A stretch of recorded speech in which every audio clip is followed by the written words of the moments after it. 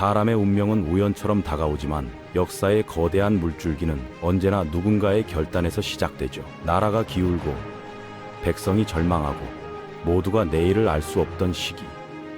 그 절망 속에서도 새로운 세상을 준비하던 이들이 있었습니다. 칼보다 신념이, 피보다 뜻이 더 강했던 사람들 말이에요. 이제 그들이 만들어낸 격변의 이야기로 들어가 볼까요? 그 시절 고려의 하늘은 어둡고 무거웠습니다. 끝없이 몰려드는 외적의 침입, 권문세족들의 탐욕, 백성들의 한숨이 들판에 가득했죠. 홍건적이 북쪽을 휩쓸고 왜구가 남쪽 바다를 노리던 그때 나라의 기둥 같던 장수들이 일어났습니다. 최영, 그리고 그의 곁에서 새로운 길을 모색하던 장수 이성계였습니다. 그는 단순한 무장이 아니었어요. 싸움에 능했지만 무엇보다 냉철했죠. 그의 칼끝은 적을 향했지만 그의 마음은 백성을 향하고 있었습니다. 나라의 기운이 기울어지는 걸 지켜보며 언젠가 다시 세울 수 있을 거라 믿었기 때문이죠. 그러던 중 명나라가 세워지고 새로운 국제 질서가 요동치기 시작합니다. 명은 고려의 땅 일부를 요구했어요. 이 요구는 단순한 외교 문제가 아니라 국가의 자존심을 건 도전이었습니다. 최영은 그 도발을 참지 못하고 요동 정벌을 결정했죠. 그러나 그 원정은 운명을 바꾸는 시작이었습니다. 1388년 압록강 하류의 위화도에 도착한 이성계는 고뇌했습니다. 비가 내리고 병사들은 지쳐 있었죠.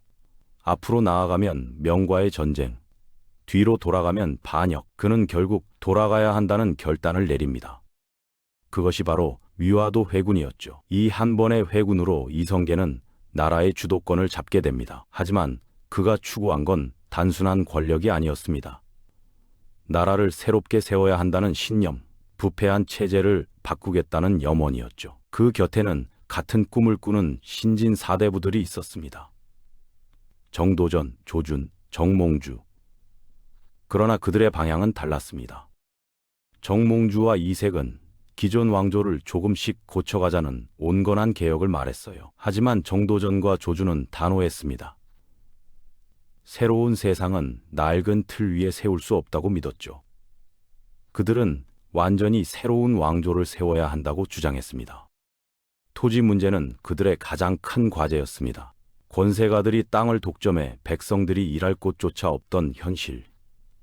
조준은 과전법을 마련해 토지를 다시 나누었죠. 이 법으로 국가의 재정은 안정되고 새 인물들이 나라의 중심에 설 기반이 만들어졌습니다. 백성들은 오랜만에 숨을 돌릴 수 있었고요.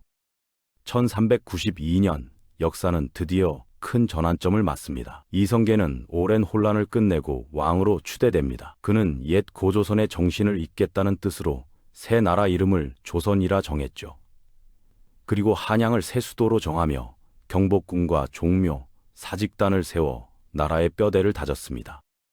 이성계 곁에는 언제나 그 사상적 토대를 다진 정도전이 있었습니다. 그는 성리학을 통치의 중심 사상으로 세우며 나라의 문물 제도를 하나하나 정비했죠. 그는 왕이 모든 권력을 가지기보다 재상이 중심이 되어 국정을 운영해야 한다고 주장했습니다. 나라의 근본은 사람이며 한 명의 현명한 재상이 나라를 바꿀 수 있다고 믿었던 거예요.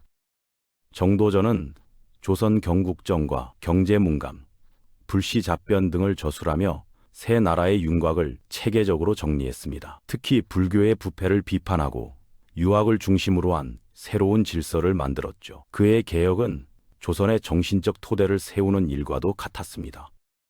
그러나 세상은 언제나 이상만으로 움직이지 않죠. 정도전이 구상한 재상 중심의 나라와 이성계의 아들 이방원이 그리는 세상은 달랐습니다. 이방원은 자신이 아버지를 도와 나라를 세웠음에도 후계자 자리에서 밀려나 있었죠. 새로 세운 세자 이방석을 보좌하던 정도전은 이방원을 견제했고 그 갈등은 피할 수 없는 비극으로 번져갔습니다.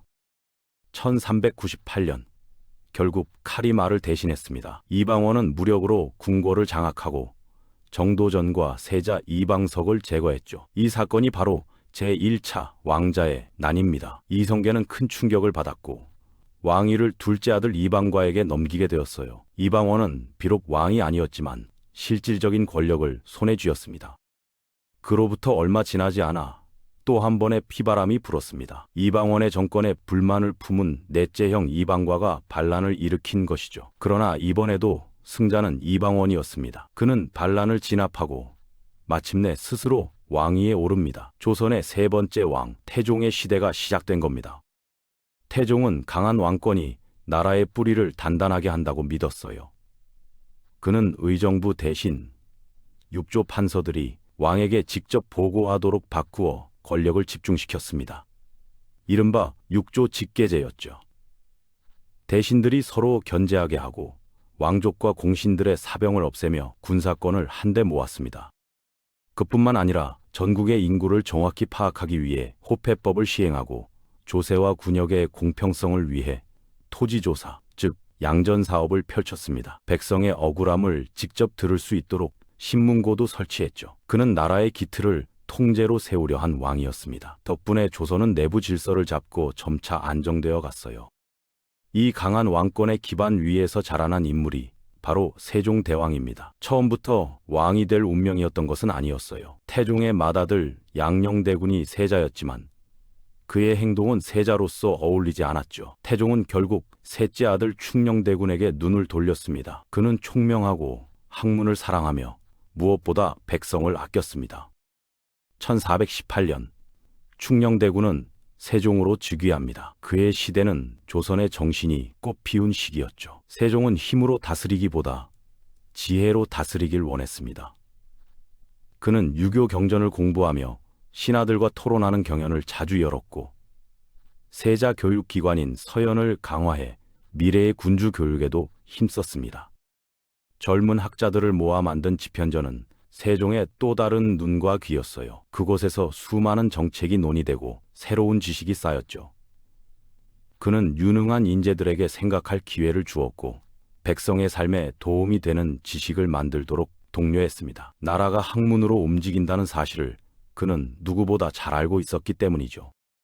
세종은 정치적으로도 균형을 추구했습니다. 의정부가 먼저 논의하고 왕이 재가를 내리는 방식인 의정부 서사제를 도입했죠. 그렇다고 왕권을 내려놓은 건 아니었습니다. 군사와 인사 문제는 직접 챙기며 권력의 중심을 분명히 했습니다. 그는 협력 속의 권위를 실현한 왕이었죠. 한편 그는 유능한 재상들을 곁에 두었습니다. 황희, 맹사성 같은 인물들이죠. 그들은 세종의 신뢰 속에서 조화를 이루며 백성을 위한 정치를 펼쳤습니다. 왕의 권위와 신하의 충성, 이 두 축이 맞물려 나라가 안정되었습니다. 세종은 외교와 국방에서도 단호했습니다. 북쪽에서는 여진을 토벌해 사군과 육진을 개척하고 압록강과 두만강을 경계로 삼아 영토를 확장했습니다. 남쪽에서는 왜구의 근거지였던 대마도를 정벌했고 일본과의 무역 관계도 새롭게 정리했습니다. 그 결과 부산포, 제포, 연포 세 곳을 개항하고 1443년에는 일본과의 계약조를 체결했습니다. 이 조약으로 일본 상인들은 제한된 조건 아래서만 무역을 할 수 있었죠. 그 덕에 조선은 안정된 외교 질서를 유지하면서도 경제적 이익을 확보했습니다.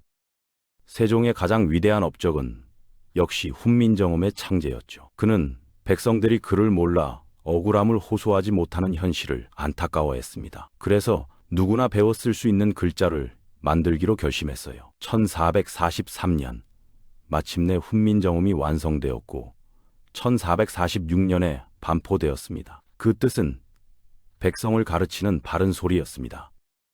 훈민정음 해례본에는 글자가 만들어진 원리와 과정이 자세히 담겨 있었습니다. 이는 단순한 문자 발명 이상의 의미였어요. 사람과 사람을 잇고 백성과 왕을 이어주는 달이었죠. 오늘날 유네스코 세계기록유산으로 지정된 것도 그 가치가 너무도 크기 때문입니다. 세종은 학문과 과학을 결합한 왕이었습니다. 장영실을 비롯한 과학자들을 등용해 천문과 시간, 기후를 관측할 기구들을 만들었죠. 해식의 앙부일구, 물식의 자경루, 강우량을 재는 추구기 같은 발명품들이 그때 탄생했습니다. 그 덕분에 농사와 생활이 훨씬 체계적으로 변했습니다. 또한 금속 활자인 갑인자를 제작해 인쇄술을 발전시켰고 삼강행실도, 향약 집성방, 농사직설 같은 서적을 만들어 백성에게 보급했습니다. 이 책들은 단순한 지식 전달을 넘어 삶을 바꾸는 힘이 되었죠. 유교의 도리, 건강한 생활, 올바른 농법까지 마이너스 백성을 위한 실용의 결정체였습니다. 세종은 천문학에도 깊은 관심을 가졌습니다. 이순지와 더불어 칠정산 내외편을 편찬했죠. 이 책은 하늘의 움직임을 계산해 달력에 반영한 역법서였는데 중국 수도가 아닌 한양을 기준으로 계산했다는 점에서 큰 의미가 있었습니다. 조선이 스스로의 하늘을 바라보기 시작한 순간이었죠. 그렇게 세종의 시대는 조선이 학문과 기술, 문화의 꽃을 피운 시기였습니다. 그는 힘으로 세운 나라 위에 지식과 사랑을 더했습니다. 태조가 세운 기틀, 태종이 다진 질서 위에 세종은 사람의 마음을 세운 거예요. 조선이라는 나무는 그 뿌리에서부터 단단해졌고 그 줄기에서 문명이 자라났습니다. 이성계가 칼로 나라를 세웠다면 세종은 글로 나라를 다듬었죠. 그 길 위에서 수많은 백성이 글을 배우고 세상과 소통하며 더 넓은 세상을 꿈꾸게 되었습니다. 역사는 언제나 피와 땀, 그리고 믿음 위에 쓰입니다. 그 믿음의 이야기가 바로 이성계에서 세종으로 이어진 조선의 역사였던 거죠.